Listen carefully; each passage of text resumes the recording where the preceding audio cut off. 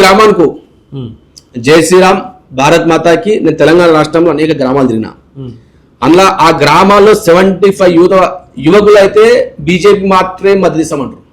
ఎందుకంటే బీజేపీ అనేది ఈ దేశం బాగుండాలి అన్నా బీజేపీ ఉండాలి, ఈ దేశంలో అభివృద్ధి జరగాలన్నా బీజేపీ ఉండాలి, ఈ దేశంలో అవినీతి జరగొద్దన్నా బీజేపీ ఉండాలి, ఈ దేశంలో స్కాములు జరగొద్దన్నా బీజేపీ ఉండాలి, ఈ దేశంలో మత అల్లర్లు జరగాలన్నా బీజేపీ ఉండాలంటున్నా. నేను మిమ్మల్ని ప్రశ్నిస్తా ఉన్నా.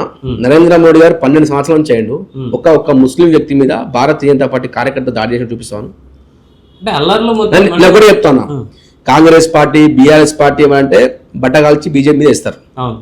నేను మిమ్మల్ని ప్రశ్నిస్తా ఉన్నా, ఈ 12 సంవత్సరాల ఏ ఒక్క ముస్లిం వ్యక్తిని భారతీయ జనతా పార్టీ కార్యకర్త పోయి చంపిండా, కొట్టిండా, ఏమైనా వేసిండా?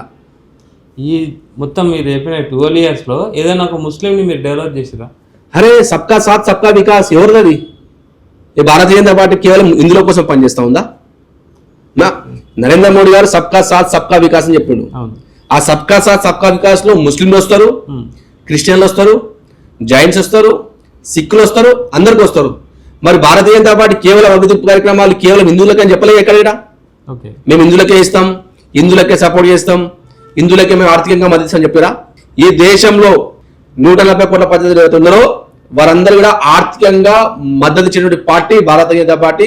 సబ్కా సాత్ సబ్కా వికాస్ అనే ఒక మంత్రాన్ని తీసుకెళ్లి అందరికీ డెవలప్ చేసినటువంటి పార్టీ బీజేపీ అని చెప్తాను. అంటే సోషల్ మీడియా వరకు ఓకే, సబ్కా సాత్ సబ్కా వికాస్, కానీ మీ పార్టీలో ఎక్కడున్న అంటే ముస్లింకి మైనార్టీకి ఎక్కువగా ఎంకరేజ్ చేసి ఎందుకు లేదు? మా భారతీయ జనతా పార్టీలో మైనార్టీ మోర్చా ఉంటుంది, దానికి అధ్యక్షులు ఉంటారు, దాంట్లో కమిటీ ఉంటారు, వాళ్ళు పనిచేస్తారు.